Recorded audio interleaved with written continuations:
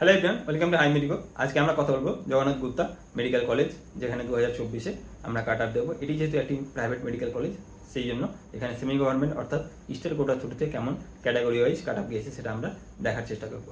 তো 2024-এ আমাদের ওয়েস্ট বেঙ্গলে আরও যে গভর্নমেন্ট মেডিকেল কলেজগুলো আছে সেখানে এমবিবিএস এবং বিডিএসে কেমন কাট আপ গিয়েছে সেগুলোর ভিডিও কিন্তু, তো সেই সব ভিডিওর কিন্তু লিঙ্কগুলো এই ভিডিওর ডেসক্রিপশনে দেওয়া আছে, সেখানে গিয়ে তোমরা ডাইরেক্টলি দেখতে পারো সেই ভিডিওগুলো। তো চলো জগন্নাথ গুপ্তায় কেমন কাট আপ গিয়েছে আমরা একবার দেখে নিই। তো আনরিজার্ভের ক্ষেত্রে কাট আপ গিয়েছে 46,425, ওয়েস্ট বেঙ্গলের র্যাঙ্ক হচ্ছে 2307, নিটের স্কোর হচ্ছে 624। ওবিসি এর ক্ষেত্রে কাট আপ গিয়েছে 52,676, ওয়েস্ট বেঙ্গলের র্যাঙ্ক হচ্ছে 2686 এবং নিটের স্কোর হচ্ছে 622।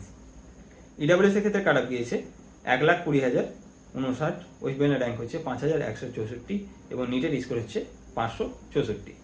এসি ক্যাটাগরিতে কাট আপ গিয়েছে 1,70,199, ওয়েস্ট বেঙ্গলের র্যাঙ্ক হচ্ছে 6,001 এবং নিটের স্কোর হচ্ছে 525। এসটি ক্যাটাগরিতে কাট আপ গিয়েছে 7,06,076, ওয়েস্ট বেঙ্গলের র্যাঙ্ক হচ্ছে 8,254 এবং নিটের স্কোর হচ্ছে 269।